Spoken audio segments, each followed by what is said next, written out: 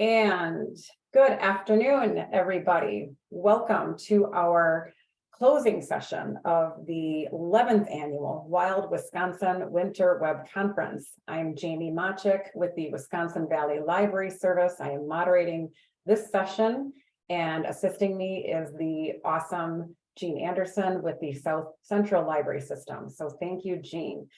So some of you might remember that David actually presented as part of this conference way back in I think it was 2014. And he's here again with us to close the conference and to provide us with some excellent food for thought, I'm sure. So David, whenever you're ready. Thank you very much. And I very much appreciate the opportunity and the time to speak with you today. I have some slides and some thoughts, but I'm always very interested in what you have to say. I'll ask my my co-organizers if you see something really juicy in the chat, if you could pop it up to my attention, because oh, I can see the chat too. So I'll try not to get too distracted. So Jamie and I had a nice going back and forth about what we could talk about and what's an area of conversation. And we sort of ran around this concept of master of none, and also in an area I'm working on sometimes called less better, do less, but do it better. And I wanted to spend some time today talking about a little bit about the implications of community-based librarianship. I've spent a lot of my time and effort and years really promoting the idea that we center our functions, our work, et cetera, around the community. And that's really great until you realize that the community consists of lots of parts, and not all the kinds of parts you want to put at the middle of an organization. Some of them are nuts. But how do we really begin to think about what we're doing, what the implication is? And I'm going to do something I rarely do, which is I'm going to start with a doomsday scenario. I'm going to start by talking about the potential negative effects and then work our way out of them. I was just having lunch with a visitor from the European Union, and we were talking about the international library community, what's going on in public libraries around the world.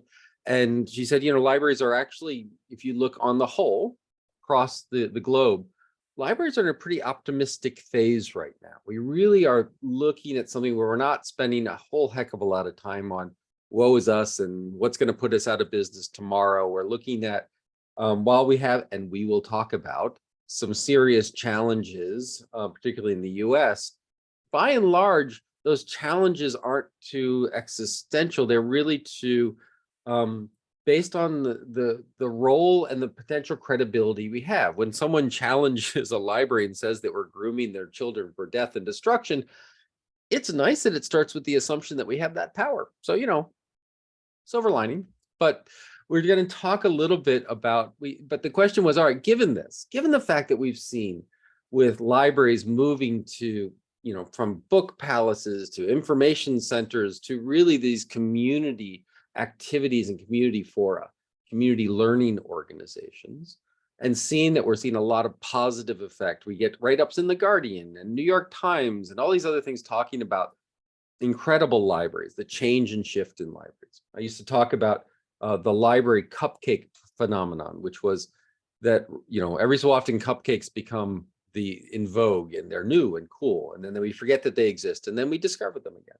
And libraries were like that for a while, where reporters would show up at the turn of the century and say, oh, libraries are still here, but that's okay. The internet will put them out of business. And then they would show up 5 years and realize that, in fact, we had more people coming in than ever, and say, well, that's odd, but clearly it's because they're all hipster organizations and just people playing. And then they'd show up and they're finally like, okay, I guess we're going to have to admit that libraries have sustained impact in our nation for the past, well, since the nation began.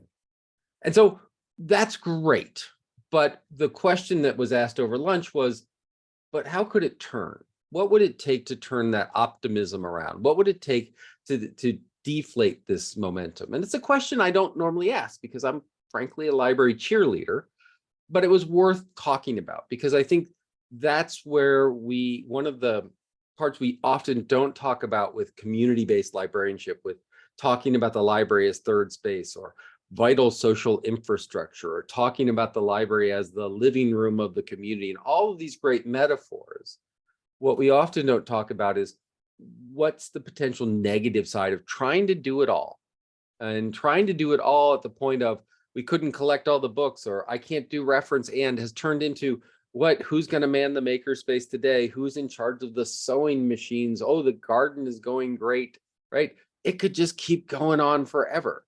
The problem with our field is not coming up with really cool new ideas and new services to try. The problem is trying to figure out which ones we should do.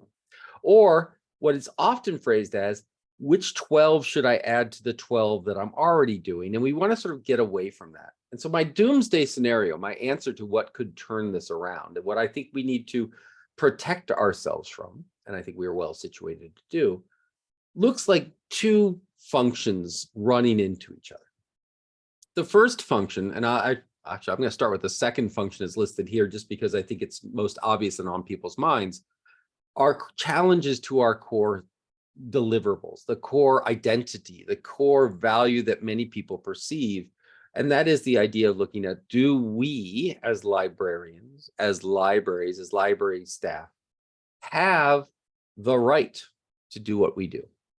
The challenges to materials, the challenges to collection development, the challenges to acceptance, promotion of diversity, the use and promotion of LGBT materials, right? This whole idea of, do libraries have the right to push an agenda?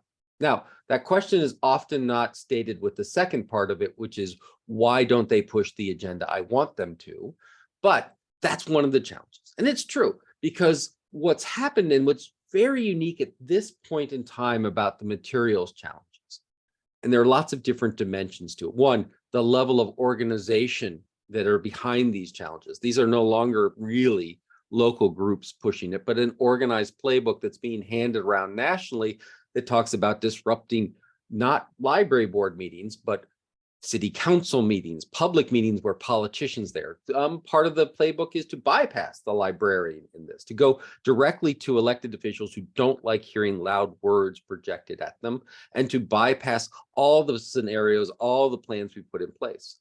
Right now, what we're finding in many states, including mine of Texas, is part of the playbook is trying to seek to change obscenity laws. That if we can take out carve-outs and exemptions for schools and libraries, then we can begin declaring that some of the materials that we don't want on the shelves, that they haven't actually read, are obscene. And therefore, we can begin not specifically prosecuting libraries, but librarians, upping the stakes. And there's a whole distributed network which is not doing that at the state level, but starting at the very local level, so that if we can get local laws changed and challenged, we can raise this visibility and turn it into state law, but not starting at the state law, making it seem like a groundswell of distributed opinion. That's scary stuff, right? We have all probably known a librarian that has gotten encountered with this idea of materials challenge, with being called a groomer, with being called woke, with being accused of obscenity and these kinds of things. And it's getting more serious. So we have to take into account that part of the reason that this world has changed, has become so serious, is also the argument from the library community at large has changed. In the past, we would talk about the neutrality of libraries. We would talk about the unbiased nature of libraries. We would talk about the social good, but the neutral positioning of libraries. It's not that we're grooming anyone, we're about collecting it all, even though we never could afford to collect it all. But that language isn't holding up, never really did. And so what we're seeing now is a different narrative emerge, and that is around the expertise of the librarian, that we have skills in this, that we have a background, we have training, we have education, we have position, we have history, we have all of this stuff, so that we are making a curated and stewarded collection which seeks to serve the whole community and seeks to represent the whole community, not just the loud faction in front of us. So that's one potential threat, and it's a legitimate threat. It's something we should take very seriously. And I'm happy to see that really over the past year, you're seeing library organizations, you're seeing associations, you're seeing all these groups really do a much better job of preparing for that argument and talking about that argument. Here in Texas, we have a group that the Texas Library Association headed up about the right to read. And it's not simply a lovely sticker, which I have on the outside of my office, but it's also the idea of building networks of supporters that can also show up at town council meetings and be equally loud on the other side of things. We're seeing legislative agendas. We're seeing taking on these laws. We're seeing exposing these kinds of networks. And I think that's great. So once again, I don't want to just leave you with the fact that, oh, that's horrible. Next point, but it's not inevitable. In order to fight these things, and we can say, well, there's always been challenges, and in the 50s there was this, and in the 60s, and the answer is absolutely. We have always faced these challenges, and we have overcome these challenges, but it is not inevitable that we overcome them. It takes action and commitment and our desire to do it. So we need that now.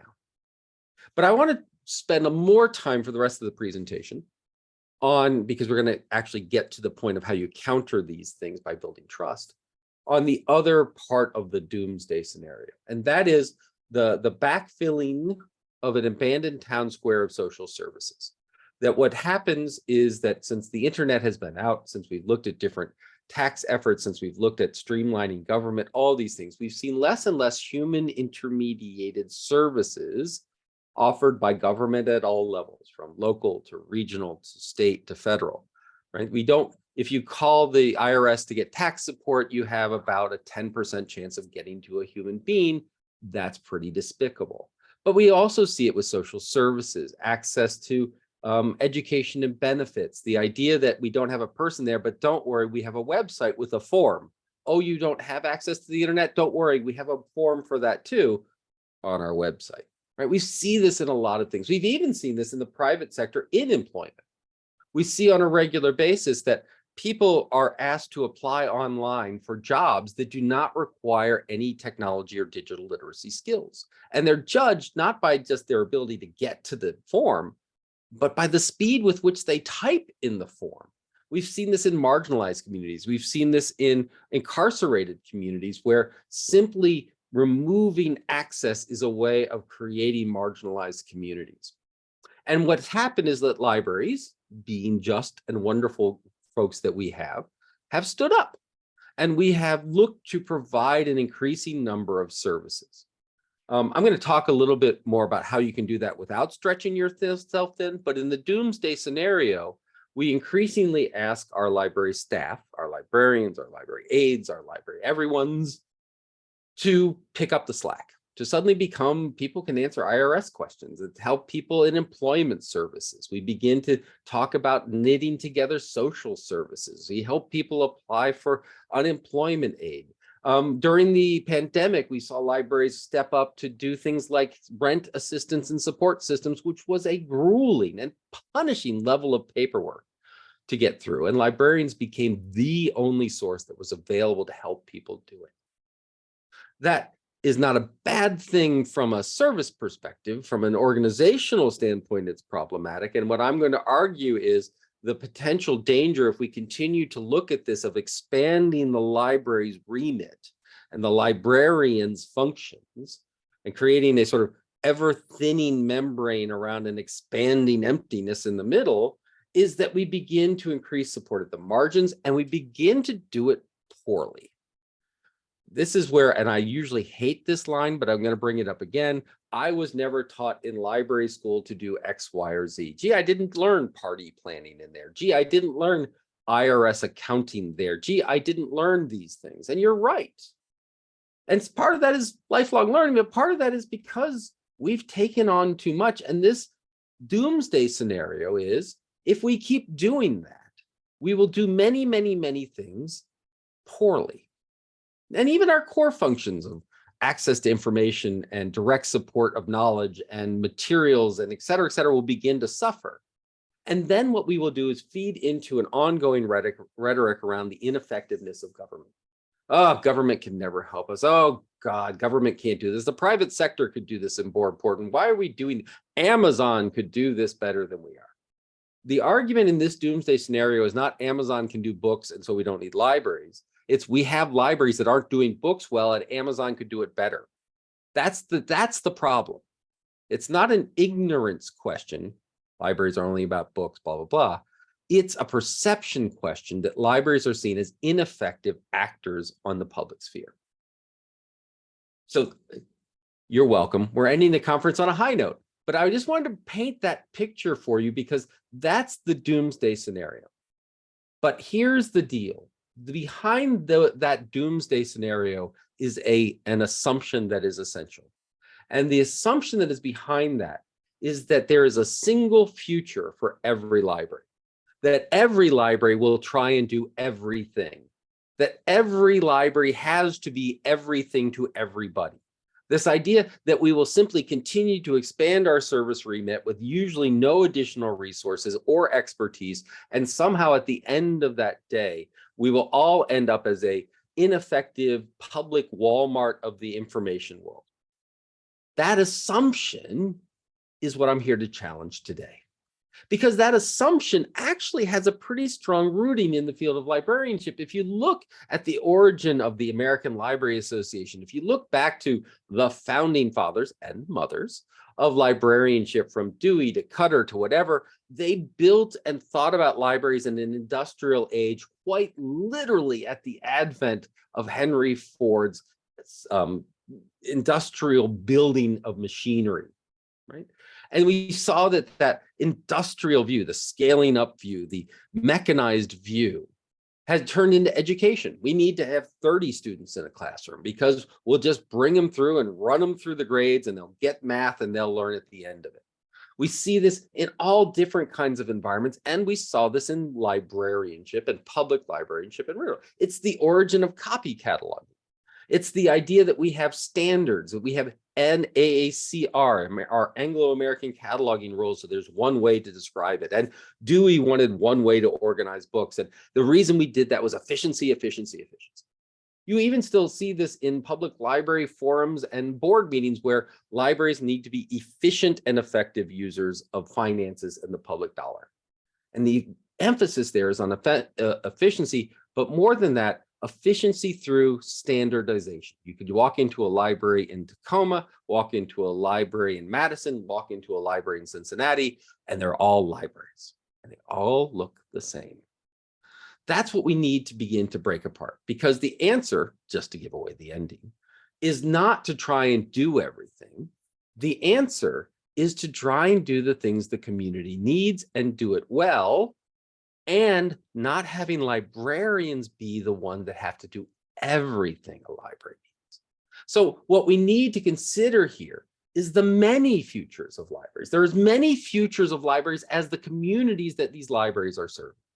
The number of people on this conversation, the number of libraries you represent, you all have different futures because you all serve different communities, right? If we center these communities at the heart of what the library is, we benefit from broader support, but are also tied to the broader part of that community, right? We begin to look at all aspects of that community, not just the elites that can afford to come to story time during the day, not just the folks who will show up for the speaker event, not just the people who will wipe through to take your 50 top books for the next 2 months, but really look at everyone. And we have to engage and improve that whole community. And each community is going to look different. And we're going to see some examples of that. But each community is different in not only where it is, its demographics, its aspirations. Are you in a community that seeks to be highly livable? Are you in a literate community? Are you in a creative community? Are you in a community of scholarship? Are you in a community of the people and vocational areas? Are you the only educational resource available? Are you the anchor institution in a rural community? And probably a mix of a lot of those, but that mix is unique to you and unique to your community. And the more you look like that community, the more you serve the uniqueness of a community, the more trust you'll develop with that community, the greater of a relationship you will have with that community. And the more you can not only look like the community, but stand up with the community, have an honest dialogue about things such as collection, development policies, materials, and such. Because as librarians, we have a mission, we have values, we have principles. And we need to be a voice of that community. We need to stand up and say, no, adding some African-American protagonists in books is not a woke activity. It is an activity of balance. It's an activity that includes and brings more people into the world of library. It creates a safer space for all of us. But in order to do that, that builds trust.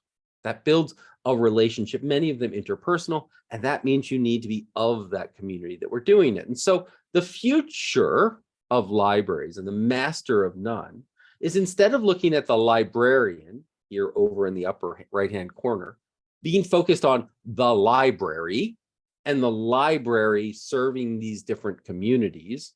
And what I mean by that is sort of the model of a library. So the Madison Library looks like the Milwaukee Library, looks like the et cetera, right? So your job, the librarian, library staff, was focused on the library. Is it open? Is it functional? Are the materials out? Is it efficient? Did we provide the resources? Do we provide et cetera, et cetera? And we worry about the tool. We build the tool. And then the community comes and uses the tool. But what we're talking about in the future is that your role as a librarian moves much more as the direct interface, the direct connection, the direct resource that your communities need. And the only way that's going to work is if we take this concept of a library and we break it into the notion that each library reflects its community. That not every community needs everything that the library does, and not every library needs to do everything. I mean, let's be honest. We kind of like trends. We love a little cool new idea. And sometimes we jump a little farther into it than we want. But the antidote to that is not to stop trying things.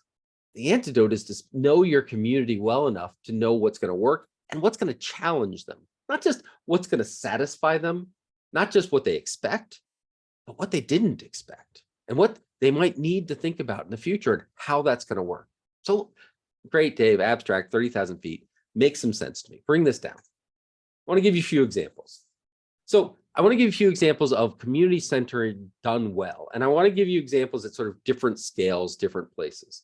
So I want to talk about the Pottsboro Public Library. The Pottsboro Public Library is here in Texas. It's about 4 hours from Austin, where I am, and it's on the border of Oklahoma and Texas. It has a service population of 1,200. If you include the county population, it leaps up to 2,500. So it's not exactly a huge, big area. This is the library itself. You'll see it here on the left. It's an old post office. And they were going to close the library. And it turns out this person who had just moved to the area came in and said, no, we're not. Let's keep the library. I'll do it. And I will accept absolutely no payment to do it. Turns out they had to pay her $1. And her name's Diane Connery. You may have heard of her. She's usually doing a lot of work, including testifying to Congress about rural broadband. And she began bringing in the community. And she did it in a way where she asked the community what they needed. And the answer wasn't what books they needed. They asked what they needed. And so some of the things they came up with is they came up with things like a library of things. And so in the back of the building, they have a big shed full of everything apparently you need to run a wedding, but they have everything from cookware to gardening to hoses to whatever you need. And they began loaning that out because they didn't have a resource in the community to do it. They began a gaming program. The picture on the lower middle of this delightful girl having a great time is part of their esports team. So in a population of 1,200, they have an esports team that competes nationally online. They're teamed with a local college where the college students do mentoring and teaming back and forth. In that same facility, they have maker spaces, they have Lego programs, they have VR facilities, and the gaming program works so well that in the upper right hand, you'll see some cars looking at the back of a screen. That's the gaming club during COVID. They kept going. They have a digital navigator service, so they have grants. They're very good at reaching out and getting grants from the state libraries and others. And the digital navigators are technology experts who come in, work primarily with seniors, but anyone who comes in to understand, hey, I just got this phone. I don't know what it is. How can I do this on a laptop? And helping them understand how to exist and thrive in a digital world. They began providing this. But my really cool example of this is right there in the middle on the top, you'll see a bunch of lights around a screen. During the pandemic and other times, healthcare becomes important, and it is really the idea of telehealth. Because in Pottsboro, you're at least a 2-hour drive away from a hospital. And in rural Texas, and Texas is very rural and very big, this is a common problem, but certainly not a Texas only problem. Wisconsin's got a few forests there too. And what they found was, yes, the citizens needed access to good health care, but it was more than that. Because yes, not only, by the way, did these 1,200 citizens living around the library have access to a great library, but the thing you can't see there, you can sort of see it in the back of the leftmost picture, is about a 20, 30-foot steel tower that transmits wireless internet to everyone within a 2-mile radius. So it wasn't internet access that was a problem.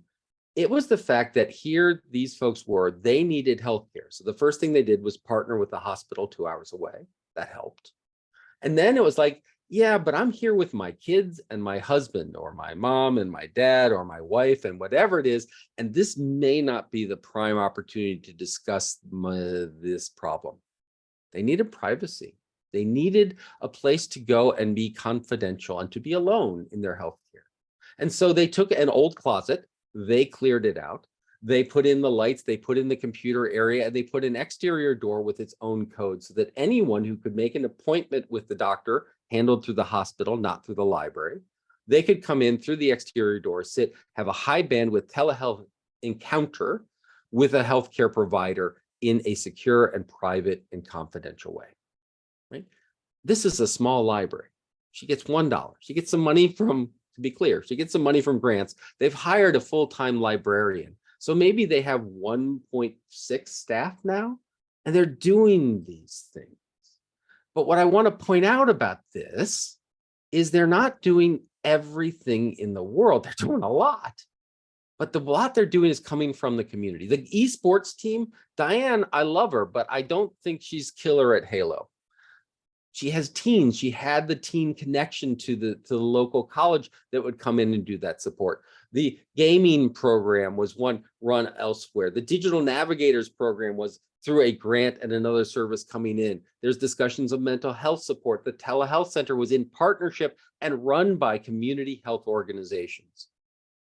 She focused, she concentrated on what the library could do. And you say, but Dave, that was a lot. But the answer is that's not a lot. She created a space. Her focus, her staff their primary functions were to be supporting what the community was doing and doing on their own, and in providing funding and ideas of what could happen. She was the person that had and generated ideas and then got the city excited. And only once the citizens were excited did they begin to do that task. And the citizens had to own it. And it's turned now to where she provides the locality, but now county officials come to her and they say, we have this great idea. Can we do it in the library? And so if you were to look just as a list of what the library do, it's very long. But if you were to then poke behind it and see, what is Diane doing? What is her staff doing? It's focused and concentrated on connecting community members with resources and ideas together and allowing it to happen. They're doing less better. They focus on infrastructure and connections, and that's what they get better at. And the result of that is a very complicated, complex, rich, diverse set of services and environment with strong ownership by the community. And no materials challenges, by the way, in rural Texas. Now, there are other things that the libraries do here that I want to sort of give other examples that on its surface makes it seem like I'm asking you to do 3,000 things. But I just want to present these sort of, wow, what crazy idea is this? And then come back to the idea of the reason they're able to do this is not because they're doing more, because they're focusing on the community and enabling the community to do more under the auspices of the library. In Toronto, once again, if you think about the library as a platform, what the library can do and enable other people to do, this is one of those stories. When the lockdown happened in COVID, one of the populations we knew that were particularly vulnerable to COVID, and particularly population that had to stay isolated, were the over 65 crowd. It turns out that throughout Toronto, one of the vital services that's provided in the social safety net are food pantries. And the food pantries were staffed by volunteers, and the vast majority of those volunteers were over 65. And so during the lockdown, when people probably needed this service more than ever, suddenly these food pantries were unable to deliver the service. And so Vickery Bowles, the director, asked for volunteers, very important, asked for volunteers, and volunteer librarians said, we will help support the food pantry service. And they set these food pantry service up as insulated cargo containers in the parking lots of the branches all through the city. And librarians would be there and they would help with food distribution. And it was horrible. It did not go well. And it did not go well when they looked at it. They said, why isn't this going well? We're just sort of trying to staff what you did before. And it turns out what the food pantries did before, not great. What the food pantries would do is they drive to a store or a restaurant, said you have excess food, they put it on a truck, they drive to the first food pantry, they'd start delivering the food. They get to the second, more food. By the fifth one, they were pretty much handing out cream of soup and stovetop stuffing. And so the librarians looked at this and said, wait. We are not food pantry folks, but we are logistics folks. Librarians have a core skill of logistics. We run a citywide major metropolitan area with branches around the city, and on a regular basis, we move books back and forth, these through holds, through circulation, through whatever it is. We understand the logistics of this. And so they said, we're going to do this, but we're going to fix it. And so they looked at if you look at the picture above Toronto, that's their book sorting facility with their truck deliveries. But instead of sorting books, they were sorting cans of food materials, and they used bins where they would put all the food together. They would put a nice little children's book in there if it was necessary.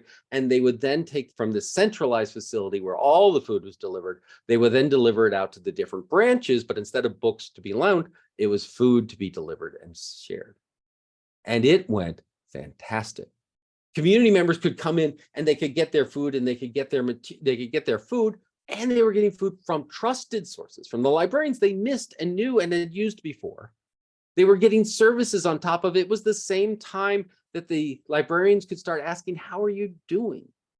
One of the other things the Toronto Public Library did during the lockdown is they called all of their senior members, their senior patrons, and said, how are you? Are you okay? Can we help with anything? Because they built a relationship. And so Toronto didn't become food experts. They didn't become poverty experts. They used their logistical focus. Then they used their community focus to connect out and to work with librarians, to work with their communities to provide this amazing new service. In Philadelphia, beautiful, wonderful city. They had a massive campaign. They redid lots of their branches, and then they came to the Central Library. And then once in a century Beaux-Arts building, they renovated the library, and right smack in the middle of it, they built a kitchen, an industrial kitchen. And what they would do there is they realized that what was happening is that there were lots of different services that were looking to solve the problem of a downtown food desert. People living in downtown, whether housed or otherwise, didn't have access to nutritious foods. They had access to relatively expensive but processed foods, sugar foods, not healthy foods, nothing that was going to balance a diet, nothing that was going to help their health. And so what the library said once again was, we're not in the food business, but there are lots of people who are, but we are in the knowledge business.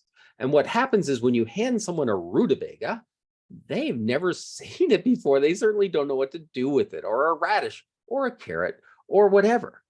And so what they began doing is they began offering cooking lessons. Once again, the librarians weren't doing this. They were working with cooking staff and a culinary school and bringing people in and teaching them basics of nutritious cooking and food.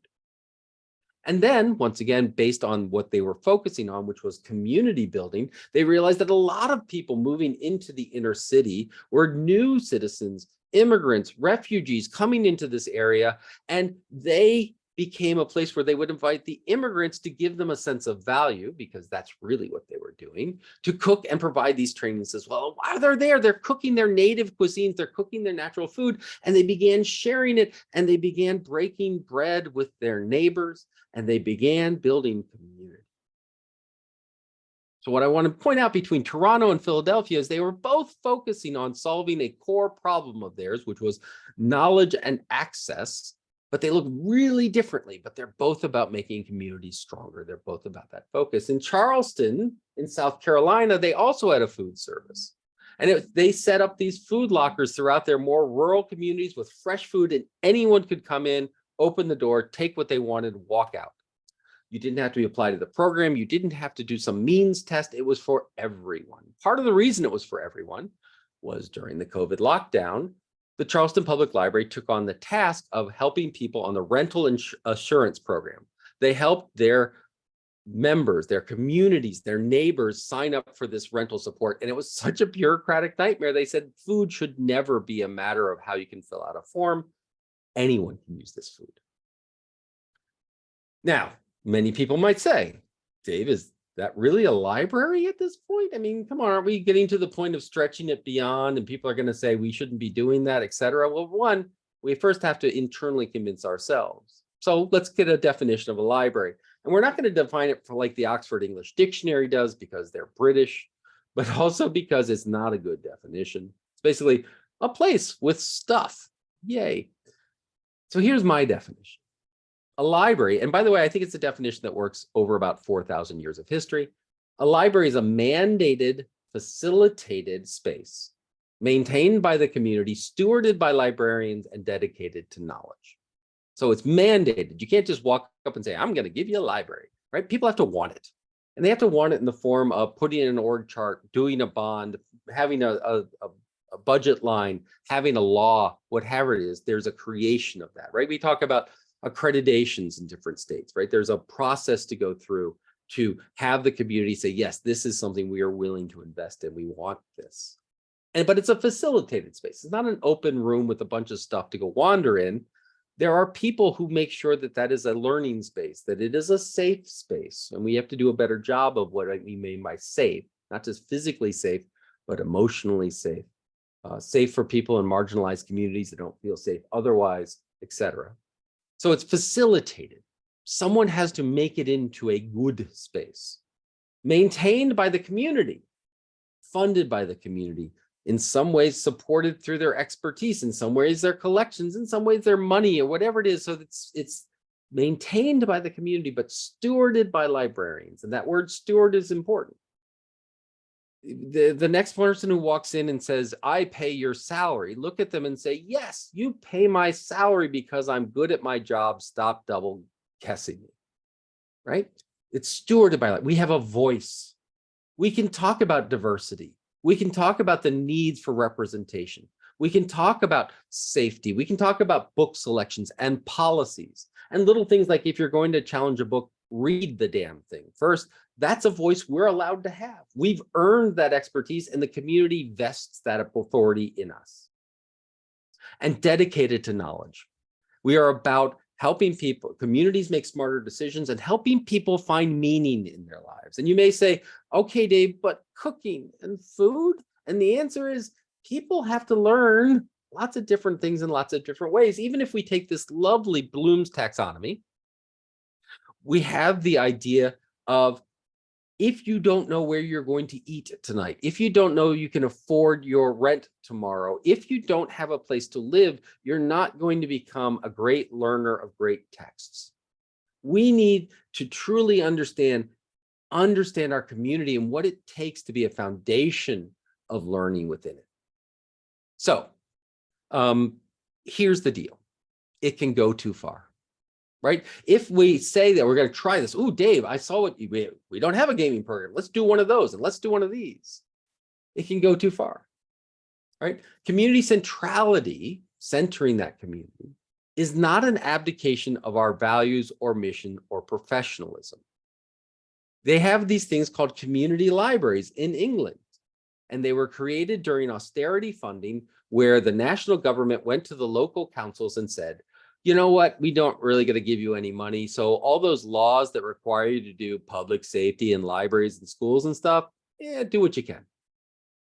And a lot of those communities, a lot of those town councils looked at libraries and said, you know, we already have the books. We already got the buildings. There's some people who really love being in them. We'll run them with volunteers. Now, this is a not happy face. The reason this is not a happy face is not because I hate volunteers. Volunteers, good. But not in the place of professionalism, not in the place of dedication, not in the place of values and standards and a voice that can stand up to the community and saying, this is what we need and this is what we have. A building full of books is a closet. An empty room with a librarian serving their community, that's a librarian. And sure enough, within a week, there'll probably be a website with links. And soon enough, there'll probably be materials that answer questions. But all of that comes from the core function of a librarian serving their community with this mandate, right? We see this now in materials challenges and the exclusions of professionalism, right? Well, if the community is at the center and the community says that trans books are against God's word and we shouldn't have it in our libraries, that's okay. That's not okay. Right? Just because you want to represent the community, first of all, that's not the whole community.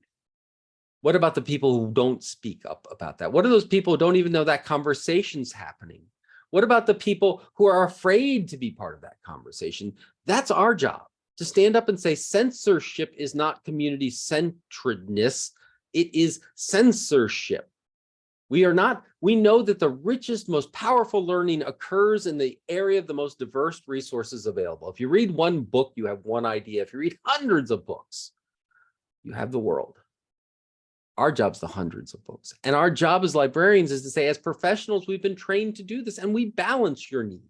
And we will balance and have conversations about how we can do this effectively within community norms. But if community norms are out of bounds, are not part of a democratic society, are not adherent to First Amendment rights, that are racist, that's a bridge too far. And as professionals, our job is to speak up within that context, and it is difficult. And the only way it works is to have the rest of the community on your side, so that when someone comes in and says, you are a liberal groomer, you can say, you know what? Let me introduce you to all of my friends who may be Republicans and Democrats and blah, blah, blah, that have been well served by the community on a regular basis, show up and give us advice, process, and participate in this action, and let's see what they think. And if you don't feel you're comfortable doing that, then you're not a community-centered library. You're a library that has a community that is served. So we need to look at this idea that we can't, when I talk about centering on the community, if the community's dysfunction is not something we have to represent in the library. We work to improve those communities through our values, through the idea of openness, through diversity, through rationality, through learning. And we do that by connecting person to person, community to community. And if that community looks, the library looks like its community, the community owns it, the community's in it. The community doesn't just walk into it, they walk into it and teach and run a book club and teach sewing and go to these events, and they're part of it and they co-own it, then they'll defend it strongly. Right? We see a community-centeredness taken too far. Once again, this jack of all trades, masters of none. We talk too much in our field about best practices. We talk too much in our field about toolkits. We talk as if the idea of a community engagement is some sort of Lego block we can snap in. I went to a conference, they talked about makerspaces, click, we've got a makerspace. Does your community need a makerspace? Does it need a space for 3D printers, or perhaps it needs a space with tools or sewing machines or crafting materials or fishing poles? We don't adapt, we need to adopt. Because that's the other trick, which is as these communities become much more local, much more focused on that, it really becomes a matter of adapting great ideas, not simply taking them whole cloth. What works in Chicago may give a great idea for something that happens in Washington, D.C. or Pottsboro, Texas, but it's not going to go one-to-one. How does it get scaled? How does it work? Our role is to constantly look for great ideas, to promote great ideas, to share great ideas, but to constantly reflect back on what makes those ideas great in your context. Community-centeredness taken too far. Instead of seeking to be all things, we must strive to do less better. Not the same as every other library. It's particularly vital now as communities atomize, because you can look at this as a continued fragmentation. Dave, what you're saying is that all our libraries are going to be different, and yet we need to come together now more than ever. We need to have a national conversation. We need to heal across divisions within our local communities. And if you're saying that our communities are suddenly getting even more fragmented with the libraries, aren't you making part of the problem? And the answer is we need to stop thinking about serving our communities and start thinking about saving our communities. We need to start talking about how do we bring people together in our local communities. If we can get our local, hyper-local folks working together across party lines, working across ideological lines, talking, working, building, then they're ready to have that conversation with the next town and the next town and the state and the region and the country. It begins locally. This is our superpower. Our superpower is that we have to only work with 1,200 people. We only have to work with 5,000 people. Our branch only has to deal with this neighborhood. And if we're all on the same page, all communicating about the importance of coming together, and that's our focus. Not, I need to do this makerspace and this and this and this and this. Those are only results of this community interaction. Then we can begin to tie them together again as a whole profession. Our professional mission of bringing people together, of helping people learn, becomes important. This is not, and I want to be really clear, not bibliofundamentalism. This is not me saying we need to retreat to just our books and just pay attention to our core functions and not pay attention to anything else. That's not what I'm saying. Rather, we must throw off the pretense of being unbiased. We can't say we're turning everything equally. We're not. We can't buy every book. We can't do every trend. But what we can do is focus and do exactly what's needed in our library environment. And so we begin to pull these things together. We begin to talk about standing up with our communities against the notion of censorship, against the notion of book bans on ideological bounds. We can speak as a whole on that with our healed communities, as opposed to individuals that are simply sitting on the side and we hope they like us. And it all begins with knowing ourselves, knowing that as a librarian, we believe in relationships over transactions. We believe that we are providing a platform, but ultimately what our library is to do is to build a movement. We are seeking to energize our communities to action, our communities to envision a better, more just, wonderful future in the past that is going to deal with climate change, that is going to deal with increased technologicalization, which is going to deal with political inaction. That's our goal. And we're going to rally the troops to make that happen. And it's our job because it's part of our mission. The mission of a librarian is to improve society, to facilitate knowledge creation in communities. We help people find meaning, make communities smarter, to make the world a better place. And we do that with our values of learning. We believe that everyone can learn every day something new. We believe in openness, that when they learn, we use the most open resources and we are transparent in our functions. We believe in diversity, that the richest, most powerful learning comes from the richest and most diverse sources. We believe in intellectual honesty, not being unbiased, and we believe in preserving the freedom and safety of those who seek to learn. That's why we are situated to do this. Our superpower is bringing people together with knowledge. And knowledge doesn't sit in a book. A book is a great tool to help build knowledge, but exists in people. So ultimately, we're about bringing people together to make this better world. And we are perfectly situated because we are in those communities. We are part of those communities. We are dedicated to service. And our libraries need to not look like some archetypical prototype from the 1950s with columns and ivy. It needs to look like the insanity that's out of our front door.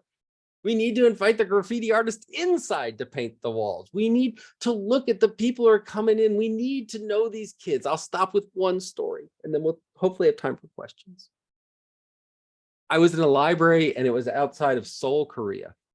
And this library was dedicated to teens and tweens, so much so that when teens came in, they were given an arm bracelet with an RFID tag that they were the only ones who could get into certain spaces with drum kits and dance studios, and yes, books and materials and maker spaces, but only if you were 18 or below. And as we're visiting this before opening hours, because I unfortunately would not have been let into these spaces otherwise, we entered into an elevator going up the floor. And in the corner of the elevator was an 8-year-old girl eating, 11-year-old girl eating chips. And as we walked in with the director who was doing it, she reached out and she hugged the legs of the director. And the director leaned over, hugged her back, asked her by name, was she here early, waiting for the library to open? And the girl said, yes, I've been here for an hour, waiting to get into this library. And when the library opened and we were able to stay in the central core, this was not an unusual situation. Kids came in and hugged their librarians, and the librarians hugged them back and knew them by name and connected with them. And the librarians had a rule. The rule was the librarians couldn't teach the students, the children, anything. If you wanted to learn to play the drums or do dancing, or you wanted to learn to use that 3D makerspace or whatever, you had to find another team to teach you. It was owned by these people. They loved this place. They would come after school every day like a wash down the mountains to get into this place, this library, because it was theirs. And it enabled them to learn and discover and be their own. That is the power that librarians have if they know that their goal, their less, better, their perspective and their focus is on those people. And all those other tools and drum kits and 3D printers and collections may come from that relationship. But that's the relationship that matters. All right, thank you very much. I think we have some time for questions. We do. I know I've been writing a lot of things down. David, I want to share a quick story with you as well. I was talking to a new library director a couple of years ago. This person was on the job about a year in a town the size of Pottsboro, I think. And I was asking how things were going, and she was telling me how, when there's a key community event, we don't do anything at the library. Like sometimes we even close. And I said, oh, why is that? And I think in most cases, most directors might have said, well, because nobody's going to come anyway, so why would we stay open? And her response was, because everyone in our community deserves a chance to shine. And that I was like blown away by that. It resonated. So everyone deserves a chance to shine. It doesn't always have to be the library. We can let someone else or something else shine. And I've never forgotten that. What do you make of that? Or any thoughts on that? I thought it was. I think sometimes we're so functionally driven in our profession, which isn't bad. We're dedicated to doing things well. I get that we forget that we actually have a level of authority and power that we don't understand. And a story back to your story, which I love, but my son, I went to go show him one of the early maker spaces at a library, and this is the 3D printer, and the librarian showing said, and yes, we're going to have a maker fair, and I got all this stuff, but I don't have anyone that can do duct tape stuff. And my son, who at the time was 12, said, I do duct tape stuff, and quickly had showing him pictures of like, I built this wallet, I built this, whatever. And she just in a second looked at him and said, then you'll do it. That whole drive back, it was like, he was the most amazing human being on the person. What that librarian had given my son wasn't a resource, and it wasn't whatever. It was that time to shine. It was that authority, that investment of you matter. And it's a lot of what we do. And right now, and I want to be careful because these stories, we all got them. Every librarian has a story of love and warmth. And increasingly, we're understanding that our communities are not always delivering the love and warmth that we'd want during COVID, whether they would wear a mask and were we worried about them and were they militant about things, and now challenges. And what we have to do is, one, hold on to the love and warmth when we have those times, but also know that we need that's not the entire community. And we need to build strong relationships that bridge to those folks. But we need other people to help us bridge, and we can't do it all ourselves. Anyway, Another question, do you have any resources or suggestions for really tapping into these community needs and assets? Just any recommendations for first steps to take? Yes, absolutely. So there are a couple of things. The simplest, easiest one in the world was developed at, once again, out of this Fayetteville library. They had a form that anytime someone borrowed or returned a book or material, they'd hand this form and it had 3 questions. What do you love? What are you passionate about? And would you be willing to share it? And then what they would do is that went to the library director. It was a relatively small library, and she would reach out and go, all right, it says here that you love woodworking. What does that look like? How can we bring that in? And just this kind of surveying of the community. The other thing I think is also really helpful are pop-up libraries. Sometimes when we're having envisioning sessions or bond issues or all these other things, we bring people into the community room or the whatever it is, and it's just a room full of chairs. Having them walk through a series of ideas and experiments, whether they're posters or whether there's a 3D printer there, or whether it's a whatever kind of service we could look like, or hey, have you tried this function? By the time they sit in the seats and they're going to talk to you about what it could be, they're primed for new ideas. So I think oftentimes we assume that communities know what a good library is, but that's not their job. It's our job to foster and poke them a little bit. And so that's another one. And then the last one is we do a lot of, in strategic planning or any kind of planning, we do a lot of demographic analysis. But what I recommend is doing community analysis where you really seek to identify interesting and unique sub-communities. And it's not like women over 30 who enjoy this. It's these, I did this down in Florida, and the Orlando Library had a great, it was childrenless adults day drinking outside of Epcot. And the idea was, there's this group and like, all right, so what are they talking about? And then what kind of service could you provide? And like services were like the drinking map of Epcot, because you apparently have to start in Mexico because there's a tequila flight, and then you move on from there. And then there was one who's like, we could adjust like what ride you should go and how drunk you can and can't be. And I mean, it was a fun conversation. But what it forces you to do is to think about communities more than just the people you see or just a sort of demographic line. It forces you to go, have you actually watched your community outside of your library? What's going on? Where are they? What are they talking about? And so there are some different exercises that can go around with this. So if we're trying to be, how do we make the shift then from being everything to everyone and doing everything all the time and stressing ourselves out to the max because we have to do the latest thing, and that's been our mantra for a long time, and we know it's likely not sustainable either because people are going to burn out or funding's going to run out or all the things that you mentioned. So how do we make this shift? Like, I know it's not going to happen overnight, but where do we start with this? Well, the first is to realize is to get rid of the implanted envisionment of what a library is, because we put too much. We've been trained, library school professors do our best to beat it into people. We go to professional training associations and we spend all our time on technical services, public services, and if we throw that away for a minute and say, okay, how are we going to make our community smarter? And yeah, we can even have a few don't go there's, like don't go for the collection or whatever it is. But then if you start there and you say, what does the community need for learning?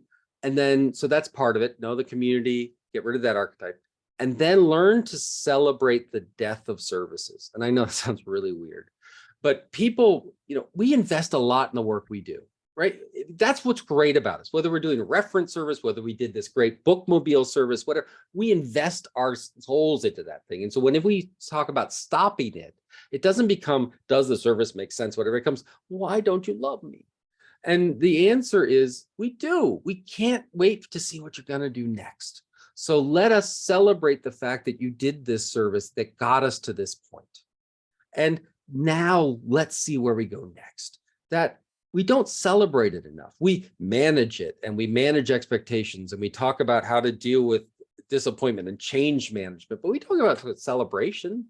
That idea of literally having a great party when something goes away and saying, I can't believe what a great job we did with that. I can't wait to see what it turns next to. And I know this sounds like rhetoric, but sometimes even that simple rhetoric, we don't do that in our minds. We're so primed to avoid interpersonal conflict that we don't even imagine that we can get around that by interpersonal celebration. It's just another approach, but it's the same problem that we're trying to solve. Actually, Michelle Frisch talked about that exact idea in the change program yesterday in the management track, that, you know, when something goes away, we can take those, we can celebrate it, and we can encourage staff to look towards something new. So we are out of time. Any last thoughts before we close today? You had so many, I wrote so many things down. Anything else? Well, then I'll leave you with this last one. And I'd put up a podcast if you want to play with more of this, and a little book that's coming out. So yeah, I'm sorry, little plug. But I'll leave you with the last one, which is I'm all about world domination through librarianship. And so we need to act small. It's like, think globally, act locally, but we are the profession right now, more so than any other profession, any other service profession that can do this. Politicians have moved into an ideological world. They can try, but they're still in a different area. The police force is a different world right now, fire, whatever. When you look across the public square, you look for the last public service standing that has high value, high trust, high respect, that has high penetration and high local service. All of those things situate libraries perfectly, and schools, by the way, but libraries across the age area to make a positive change today. And you have to understand that moving your world 1 inch moves the whole world 1 inch. And if we all do our 1 inch changes of changing a perception, yes, we can do this, and yes, we can take care, we begin pushing forward to a better world. And so don't judge yourself if you don't move the whole world tomorrow. Just move 1 inch, just 1 inch, where someone came in and said, oh, never thought about that. Oh, that's a good thing. I wouldn't have done that before. And celebrate those as well. And you can do it one-on-one, very locally, very small, but you got to start doing it. Thank you for a great closing session, David, and thank you all of you for attending. Just a reminder to do the surveys that come out for all of these sessions. They will be sent to your email, and we do appreciate your feedback. And again, the recordings and slides will be posted by Monday on the conference website. Thank you all so much for your participation these last 2 days, for being with us, for asking questions, for participating. This conference wouldn't be what it is without all of you. And hopefully we will see you next year in 2024. And we all hope that you have, again, a great rest of your day, week, and a great 2023. So long.